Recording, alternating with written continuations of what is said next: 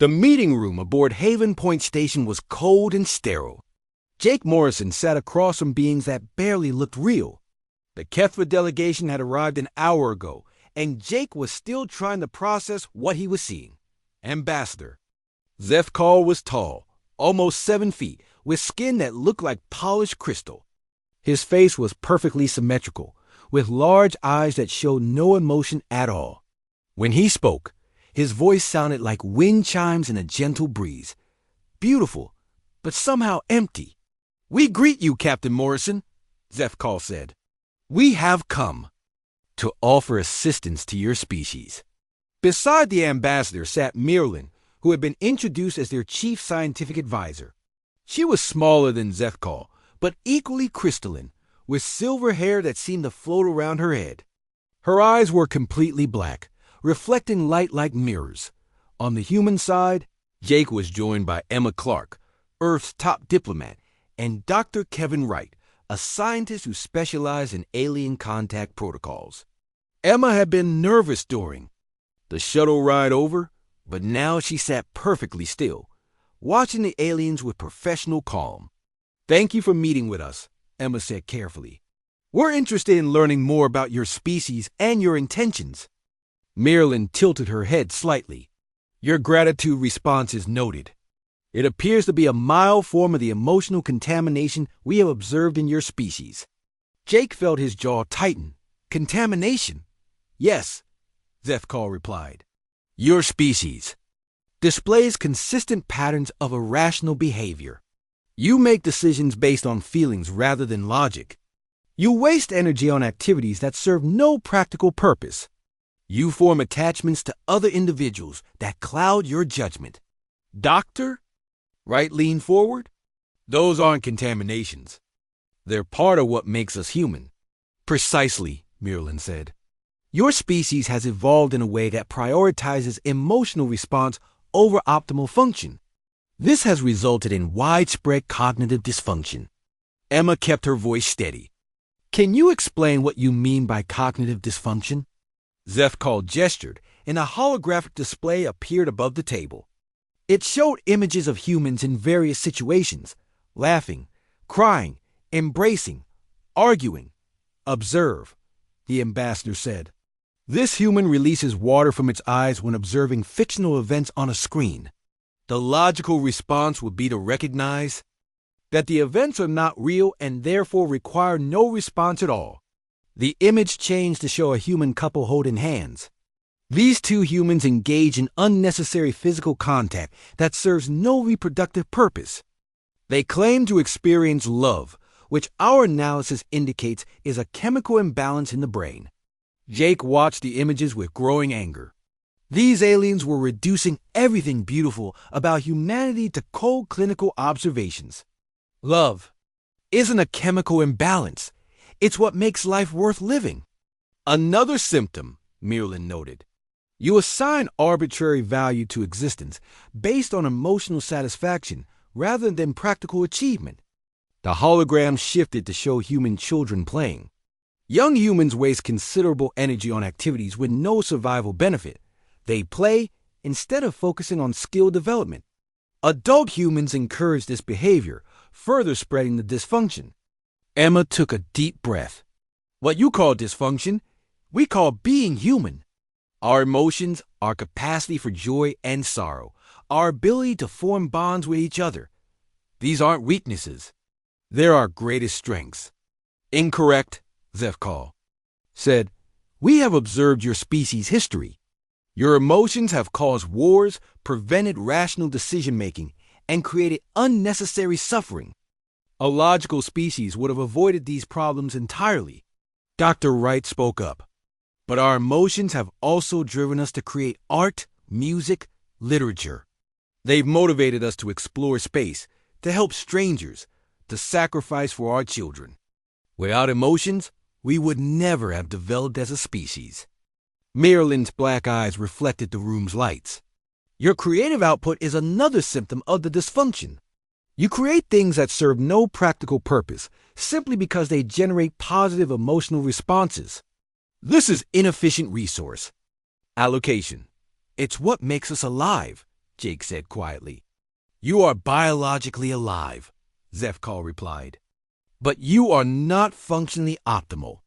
This is why we have come to offer treatment. Emma leaned back in her chair. Treatment? The hologram changed again, showing images of pristine white buildings and gleaming laboratories. We have prepared facilities where your species can be properly cured. Our medical technology can restructure your neural pathways to eliminate emotional responses. You will think clearly, make rational decisions, and achieve optimal function. Jake felt sick. You want to remove our emotions? We want to heal you, Merlin said. Your emotional capacity causes you pain, does it not? You experience sadness, fear, anger, loneliness. These are forms of suffering that serve no purpose. We can eliminate this suffering permanently. But we'd also lose happiness, love, wonder. Excitement, Dr. Wright protested. You'd be taking away everything that makes life meaningful. Meaning is an emotional construct, Zefkal explained. It has no objective reality.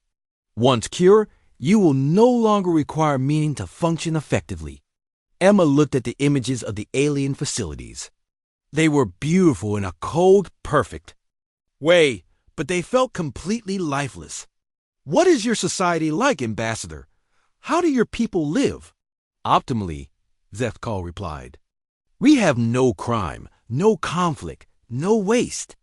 Every individual performs their assigned function with maximum efficiency. We have eliminated poverty, inequality, and suffering. What about art? Music? Stories? We have no need for such things. Our entertainment consists of mathematical equations and logical puzzles. We find efficiency aesthetically pleasing. Jake tried to imagine a life without music, without laughter, without the warmth of friendship. It sounded like death to him. And love? Do any of your people experience love? Both aliens paused, as if the question confused them. Love is the emotional attachment between individuals, Merlin said finally. It serves no function once reproduction is complete. We have eliminated it, along with all other disruptive emotions. How do you reproduce? Dr. Wright asked. Through optimal genetic selection and artificial gestation. Emotional attachment between parents and offspring is unnecessary once the young reach functional maturity. Emma felt a chill. So you don't have families? No bonds between parents and children? We have genetic contributors and offspring. Emotional bonds would interfere with objective assessment of individual performance. Jake thought about his own family, his sister who had written him just that morning, his parents who had hugged him goodbye when he left for this mission. The air losing those connections was horrifying. How long would this treatment take? Emma asked. Approximately 30 days for complete neural restructuring, Zefkal replied. We have prepared facilities for your entire species. The process is irreversible, but completely painless. And if we refuse? The two aliens exchanged a look that might have been confusion. Refusal would be irrational, Merlin said. You would be choosing to remain diseased when a cure is available. Jake stood up. We need time to consider your offer. Of course. We understand that emotional beings require time to process information irrationally. We will remain in this system for 7 days to await your decision. As the meeting ended and the aliens departed, Jake sat in stunned silence with Emma and Dr. Wright. The Kefir had offered to cure humanity of what they saw as a terrible disease, but their cure would destroy everything that made humans human. They don't understand, Emma said quietly. They think they're being kind. They're offering to make us like them, Dr. Wright replied. Logical, efficient, and completely empty. Jake looked out the viewport at the stars. Somewhere out there, the Kefir waited for humanity's answer. They had offered to end human suffering by ending human feeling itself. The question was whether humanity would be willing to trade its heart for peace. Captain Jake Morrison stood on the bridge of the research vessel Celestial Dawn, staring at the strange symbols flowing across his communication screen. The message had arrived 3 hours ago, and his crew was still trying to make sense of it. The signal came from deep space, far beyond any known human colony. Dr. Martinez, what do you make of this? Jake asked, turning to the ship's xenobiologist. Lisa Martinez had been studying alien languages for 15 years, but she had never seen anything like this before. Lisa pushed her dark hair behind her ears and frowned at the data. The pattern is definitely artificial, Captain. It's too structured to be natural, but the content... She paused, looking worried. It's disturbing. How so? They're talking about us. About humans, but not in a friendly way. Lisa pulled up a translation on her tablet. They call us the infected species, N. Refer to our behavior as neural contamination. Jake felt a chill run down his spine. Infected with what? Emotions, sir. They think our emotions are a disease. The bridge fell silent. Communications Officer Ryan Baker looked up from his station, his face pale. Captain, I'm getting more signals. Multiple ships, all transmitting. The same basic message. They're asking for permission to approach. Jake turned to his first officer, Commander Alex Rodriguez. Alex had been with him for 8 years, and Jake trusted his judgment completely. What do you think, Alex? Alex studied the tactical display. The ships are keeping their distance, but they're definitely advanced, more advanced than us. If they wanted to attack, they probably would have done it already. That's not very comforting. Jake muttered. He looked around the bridge at his crew. These were good people, the best Earth had to offer. Ryan had a wife and 2 kids back home. Lisa had dedicated her life to understanding other species. Alex had saved Jake's life more times than he could count. Sir, Ryan said quietly, they're calling themselves the HFY. They say they've been watching us for months. Watching us? Jake's voice was sharp. Why didn't we detect them? Their technology is far superior to ours, Lisa explained. They've been studying our colonies, our ships, even our entertainment broadcasts. They've compiled what they call a diagnostic report on humanity. Jake walked to the main view screen and stared out at the stars. Somewhere out there, alien eyes. Have been watching them, judging them. What does this diagnostic report say? Lisa's fingers moved across her tablet. They've identified what they call severe cognitive dysfunction in our species. They list examples: humans crying during sad movies, laughing at jokes, getting angry when treated unfairly, showing affection to family members. She looked up at Jake. They think these are all symptoms of mental illness. That's insane, Alex said. Those things make us human. To them, it makes us sick, Lisa replied. They describe their own species as neurologically pure and functionally optimal. They don't seem to experience emotions at all. Jake thought about his own emotions. Just that morning, he had smiled while reading a message from his sister. Yesterday, he had felt proud when his crew successfully completed a difficult repair. Last week, he had felt sad when they held a memorial service for a crew member who died in an accident. Were these things really signs of sickness? Captain, Ryan called out. They're requesting a formal meeting. They want to discuss what they call a treatment protocol. Treatment for what? For us, sir. For humanity. Jake felt anger rising in. His chest then stopped himself. According to these aliens, even his anger was a symptom of disease. Dr. Martinez, in your professional opinion, what do you think they want? Lisa was quiet for a long moment.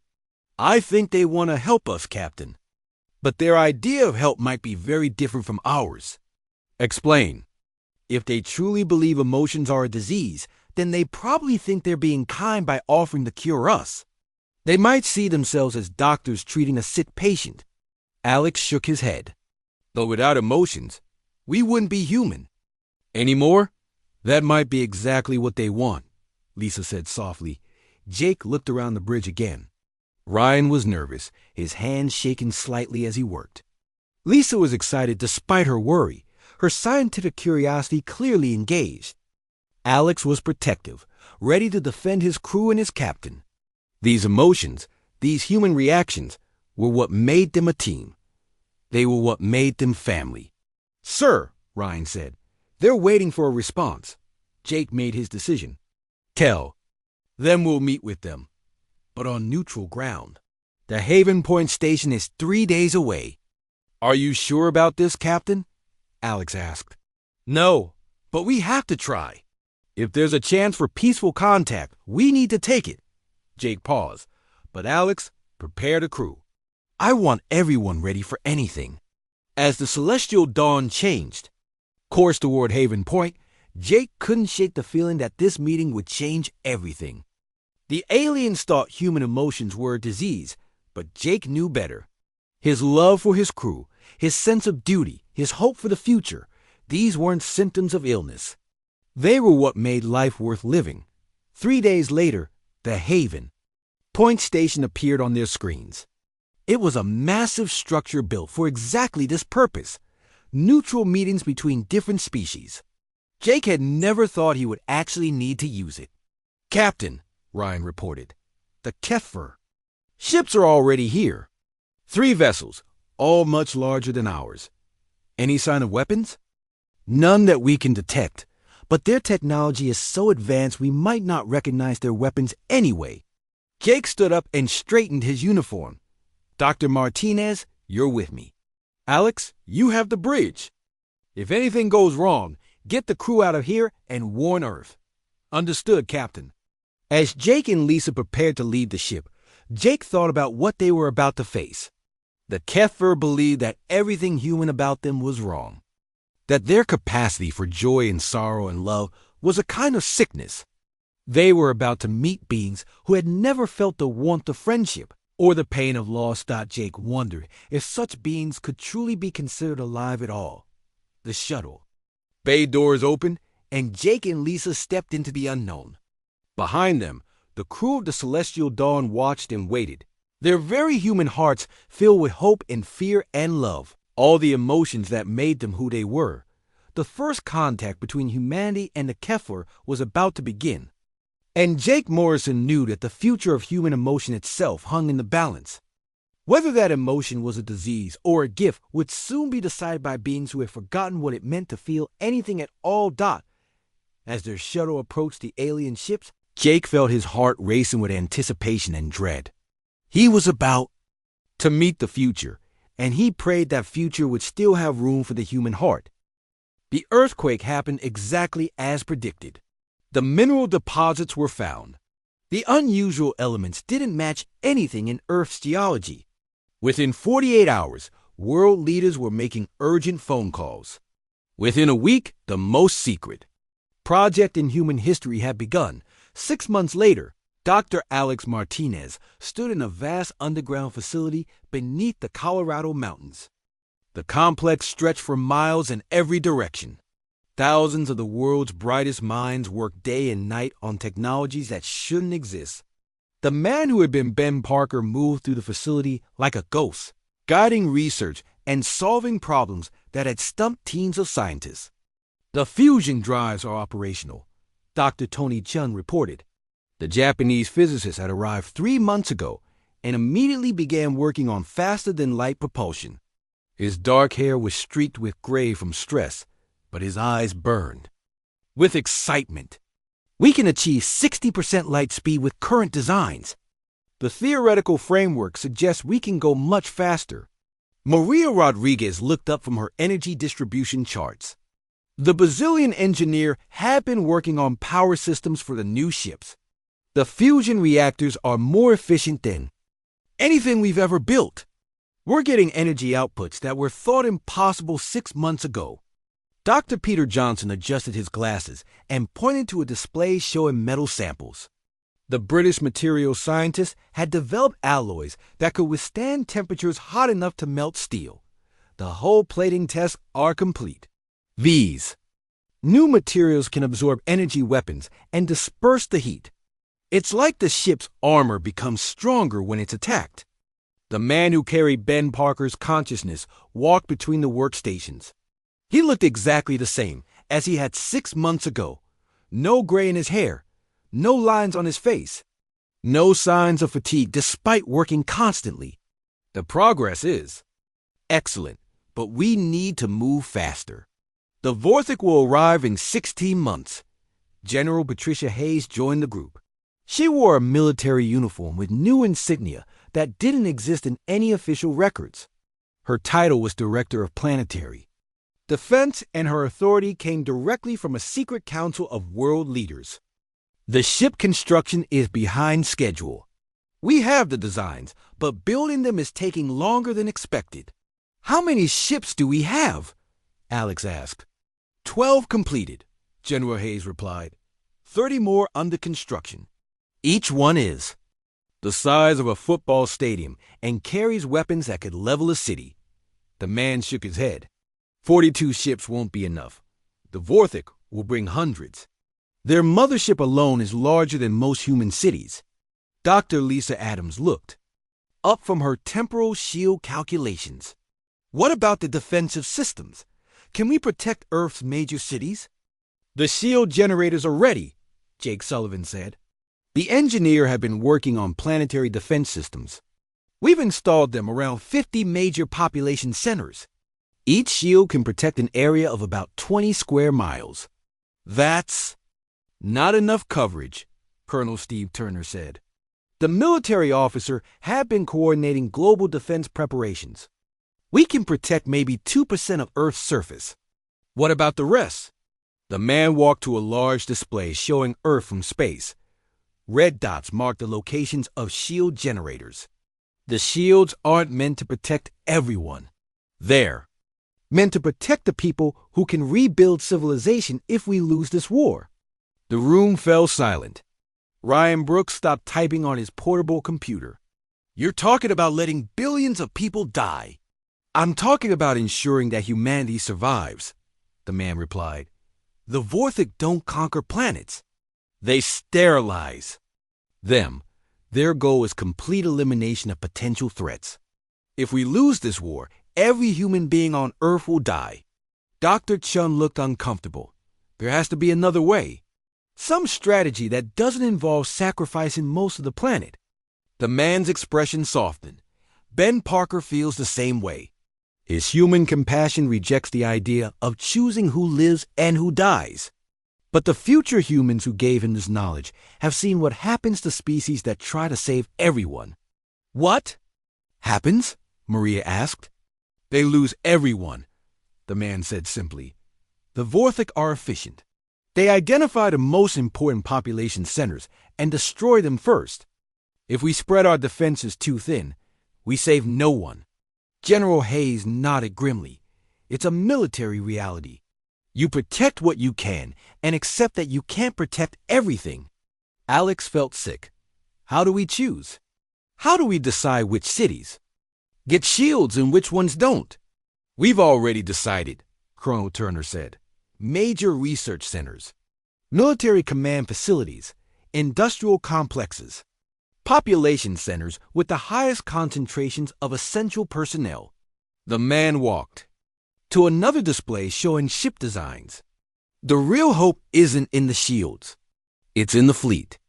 If we can defeat the Vorthik in space, we won't need to choose who lives and dies on the surface.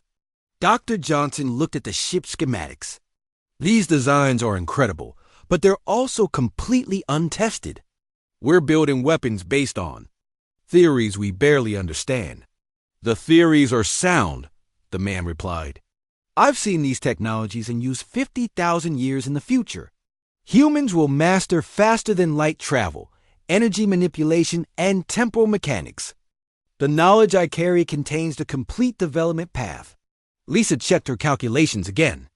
The temporal mathematics still don't make complete sense to me. How can consciousness travel through time while the body remains in the present? Because consciousness isn't produced by the brain, the man explained. It's something more fundamental, something that exists independently of matter and energy. The future humans discovered that consciousness is a property of the universe itself, like gravity or electromagnetic fields. Ryan looked up from his computer. I'm getting reports from around the world. Construction is accelerating on all projects. The Chinese have completed their first ship. The Europeans are ahead of schedule on their shield generators. The Russians are making breakthroughs in weapons technology. What about cooperation? Alex asked. Are the different countries actually working together? General Hayes smiled for the first time in months. Better than we expected. The threat of extinction has a way of making old enemies work together. National borders don't matter much when the entire planet is at risk. The man nodded approvingly. This is what makes humans unique. Other species fragment under pressure. They compete for resources even when facing extinction. Humans unite against common threats. Dr. Chun pulled up a star chart showing the local region of the galaxy. Do we know where the Vorthik are coming from? Their empire spans multiple star systems, the man replied. But the invasion fleet is assembling in a system 12 light years away. They call it the staging ground. It's where they gather their forces before attacking new worlds. Maria looked at the distances involved, 12 light years. Even with our new engines, that's a long journey. Too long for a preemptive strike. Colonel Turner agreed. We'll have to wait for them to come to us. The man walked back to the Earth display.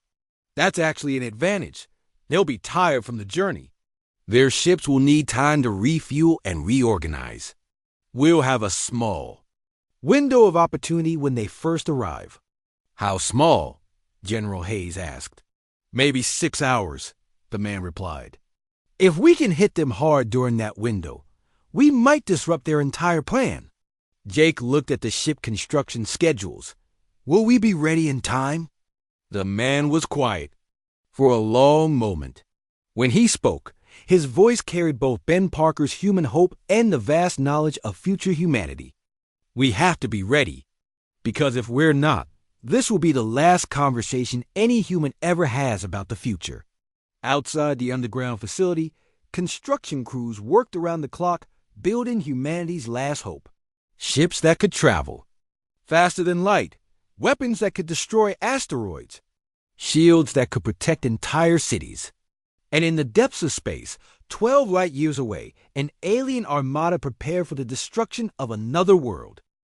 2 weeks had passed since the solar flare proved that the man who returned wasn't entirely human anymore. Alex stood in a secure meeting room deep beneath the Pentagon. The walls were lined with metal to block all electronic signals. Around the table sat some of the most powerful people in the world. Colonel Steve Turner was the first to speak. The military officer had gray hair and sharp eyes that missed nothing. Dr. Martinez, what you're asking us to believe is impossible. Time, travel, alien invasion, evolved humans from the future. It sounds like science fiction. 2 weeks ago, I would have agreed with you, Alex replied. But the evidence is undeniable. The solar flare prediction was just the beginning. Ben has provided us with technological advances that are decades ahead of anything we currently possess. General. Patricia Hayes leaned forward. She was a woman in her 50s who had spent her entire career preparing for threats to national security. Show us the proof. The man who had been Ben Parker stood at the front of the room. He looked exactly as he had 2 weeks ago, but the team had noticed changes. He didn't seem to need sleep or food. He never got tired. His eyes held knowledge that went far beyond human experience. In 18 hours, there will be an earthquake in Japan, he said calmly. Magnitude 6.2. The epicenter will be 43 kilometers northeast of Tokyo. No one will be killed. The 12 buildings will suffer minor damage. Colonel Turner frowned. Even if that happens, it doesn't prove aliens are coming to invade. Earth. The earthquake is not the proof, the man replied. The proof is what will happen after the earthquake. The seismic activity will reveal a previously unknown fault line. Japanese scientists will discover that the fault extends much deeper than expected.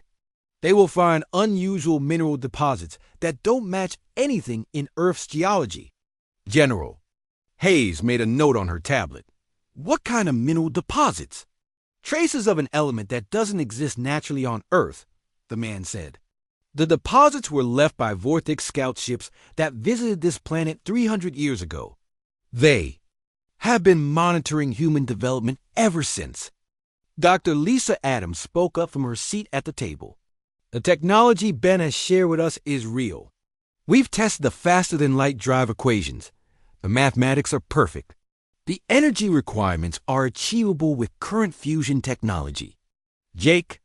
Sullivan nodded. The defensive shield designs are revolutionary. They don't just block energy weapons. They absorb the energy and redirect it. It's like turning the enemy's attacks into power for our own systems. Colonel Turner looked skeptical. How do we know these aren't just advanced human technologies? How do we know they come from the future? The man walked to a computer terminal in the corner of the room. His fingers moved across the keyboard faster than any human could type. Because I can show you exactly how these technologies will be developed. I can provide the complete research path from current human science to the final breakthrough. Equations filled the screen. Complex formulas that link quantum physics to engineering applications. The progression was clear and logical, but it represented centuries of scientific advancement compressed into a few pages. These are the theoretical frameworks you'll need, the man continued. But theory alone won't be enough. You need brilliant minds to make the breakthroughs. You need people who can think beyond conventional science. General Hayes looked at the equations. Do we have people like that? Yes, the man replied. Dr. Tony Chen in Tokyo is working on quantum field manipulation. He's very close to a breakthrough, but he needs guidance. Maria Rodriguez in São Paulo understands energy systems better than anyone alive. Dr. Peter Johnson in London is developing new materials that can withstand extreme conditions. Alex felt a chill. How do you know about these people? Because Ben Parker's consciousness carries knowledge from the future, the man said. I know which scientists will make the crucial discoveries. I know which engineers will build the weapons that save humanity. I know which leaders will unite the world against the Vorthik. Colonel Turner stood up. Even if everything you're saying is true, how do we prepare for an alien invasion without causing global panic? Carefully, the man replied. We start with a small group of trusted individuals. Scientists, military leaders, government officials. We share the knowledge gradually. We present it as theoretical research for future threats, not immediate danger. General. Hayes looked around the table. What about other countries? China, Russia, the European Union. They'll need to be involved if this is a global threat. They will be, the man said. But first, we need to prove that human cooperation is possible. We need to show that different nations can work together when facing extinction. Dr. Karen Walsh had been quiet during most of the meeting. Now she spoke up. What's the timeline? How long do we have before the Vorthik arrive? 22 months, the man replied. They will arrive in multiple waves. The first ships will appear over major cities worldwide. They will demand immediate surrender. When humanity refuses, they will begin the bombardment. Jake felt his stomach drop. Less than 2 years to prepare for an interstellar war. It's enough time, the man said. But only if we act quickly and decisively. The technologies I can provide will give humanity the tools it needs. But technology alone won't win this war. What else do we need? Alex asked. The man's expression became serious. Unity, courage, the willingness to sacrifice for the greater. Good. The Vorthik are powerful, but they are also predictable. They follow the same patterns they've used for thousands of years. They expect other species to behave logically and surrender when faced with superior force. General Hayes smiled grimly. And humans don't behave logically. Humans are the most unpredictable species in the galaxy, the man agreed. You fight when you should surrender. You innovate when you should give up. You find hope in hopeless situations. These qualities will confuse and frustrate the Vorthik. Colonel Turner looked at his watch. The earthquake you predicted should happen in about 6 hours. If it occurs exactly as you described, we'll know you're telling the truth. It will happen, the man said with certainty. And when it does, you'll understand that humanity is running out of time. The Vorthik scouts have been watching Earth for decades. They know about our nuclear weapons, our space program, our technological development. But they don't know about our greatest strength. Which is, Lisa asked. Our ability to change, the man replied. Every other species the Vorthic have conquered followed predictable development patterns. They improved their technology slowly and steadily. They made logical decisions based on past experience. They never surprised their enemies. Ryan Brooks had been monitoring communications from his portable computer. I'm getting reports from Japan. Seismic activity is increasing. The earthquake monitoring stations are showing unusual readings. The man nodded. It's beginning. In a few hours, you'll have your proof. But more importantly, you'll have the first piece of evidence that will convince the world's leaders to take action. Alex felt the weight of responsibility settling on his shoulders. What happens after the earthquake? We expand our network, the man said. We contact the scientists I mentioned. We begin developing the technologies that will save humanity. We start preparing for the greatest war in human history. General Hayes stood up. If this is real, if aliens are really coming to destroy us, then we need to move fast. We need to mobilize resources on a scale never seen before. You will, the man said. Because when the earthquake happens and the unusual minerals are discovered, every world leader will understand that Earth is not alone in the universe. And they'll realize that we need to be ready for whatever comes next. The meeting ended with plans to reconvene after the earthquake. If the man's prediction proved accurate, humanity would begin the most important preparation in its history. If not, they would know they were dealing with someone who had simply lost his mind. But deep down, Alex already knew the truth. The man who returned from the future was exactly what he claimed to be. And humanity's greatest test was less than 2 years away. The alarm on Ryan's computer beeped exactly 47 minutes later. Every screen in the lab suddenly filled with static. The lights flickered. The air conditioning stopped humming. Outside, they could hear car alarms going off in the distance. Solar. Flare detected, Ryan said, his voice barely above a whisper. Massive electromagnetic pulse. All satellite communications are down.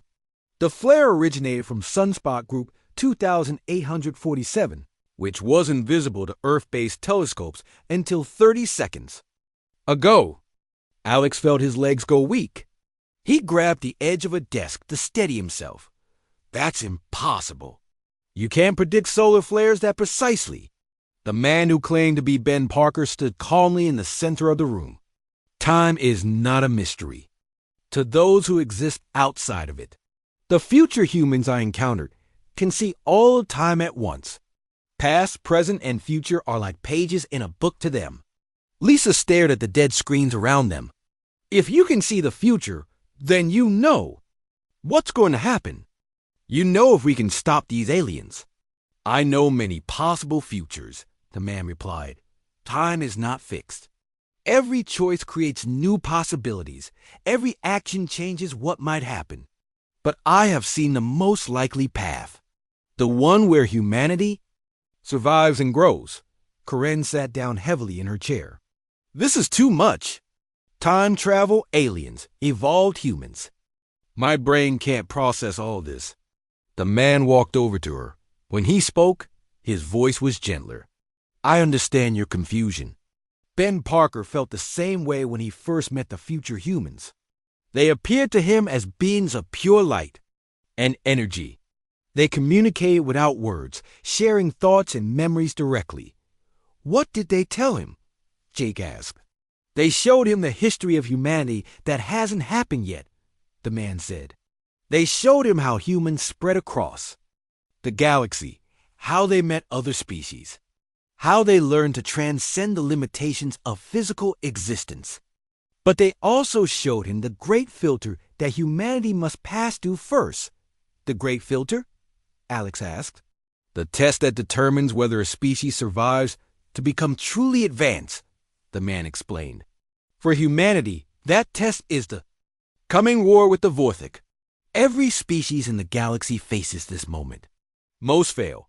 They are destroyed or enslaved. Only a few survived to reach the next level of existence.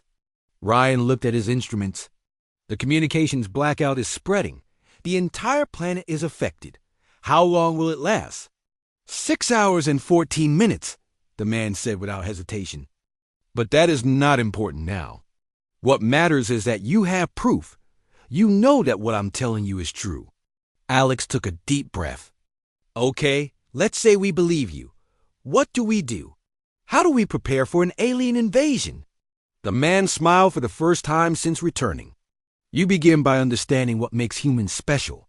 The future humans I met were once like you, curious, creative, adaptable. They told me that these qualities are rare in the galaxy. What do you mean? Lisa asked.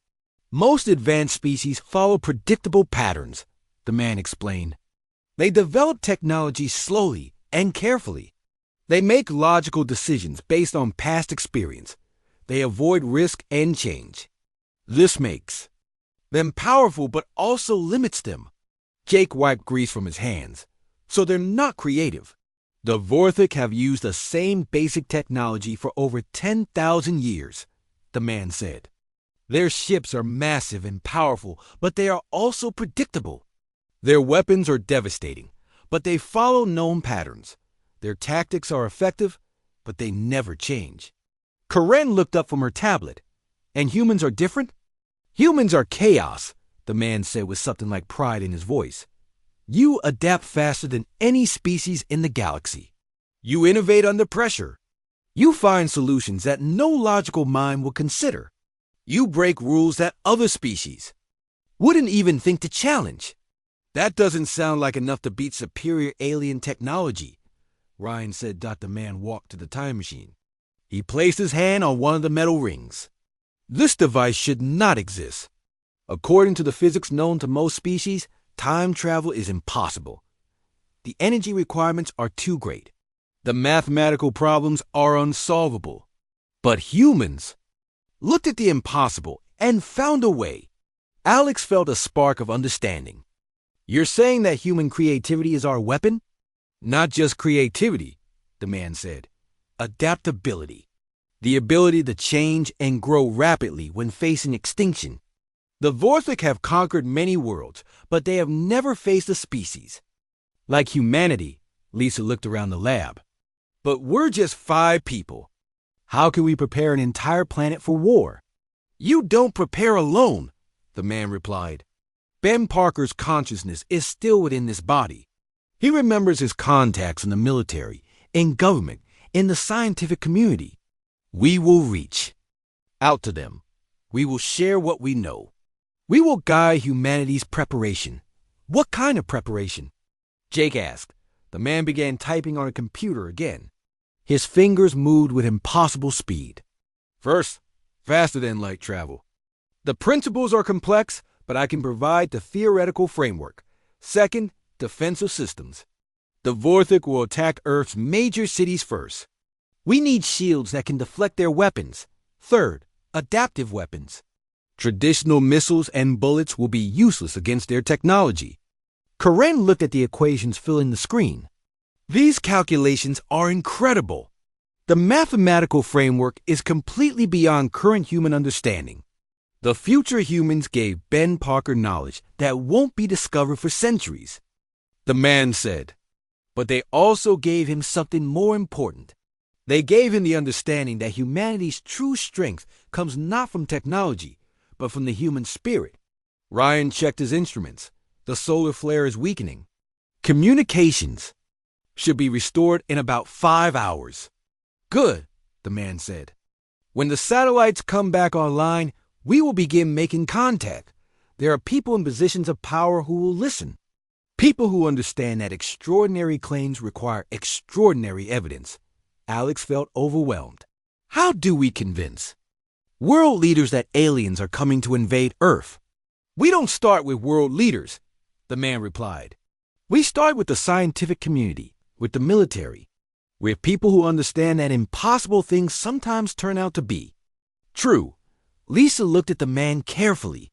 Can you prove that Ben Parker's consciousness is still in there? The man's expression softened. Ben Parker grew up in Ohio. His father was a mechanic. His mother was a teacher. He joined the military at 18 because he wanted to serve his country. He met his wife Sarah at a coffee shop near the base. They have 2 children, Emma and Tom. He keeps a picture of them in his wallet. The man reached into his pocket and pulled out a worn leather wallet. Inside was a picture of a woman and 2 children. He thinks about them every day. He worries about what the future holds for them. That's why he volunteered for this experiment. He wanted to be part of something that would make the world better for his family. Tears formed in Lisa's eyes. That's definitely Ben. Ben Parker's human emotions and memories are intact, the man said. But they are now combined with knowledge and abilities that come from 50,000 years of human evolution. He is still the man you knew, but he is also something more. Jake looked at the time machine. So what happens now? The man turned to face the entire team. Now we begin the most important work in human history. We prepare our species for the greatest challenge it has ever faced. We unite humanity against a common enemy. And we prove that humans deserve to survive and grow among the stars. The lights flickered back on. The air conditioning resumed its quiet hum. The computers began booting up again. The solar flare was ending, but for the research team, their real work was just beginning.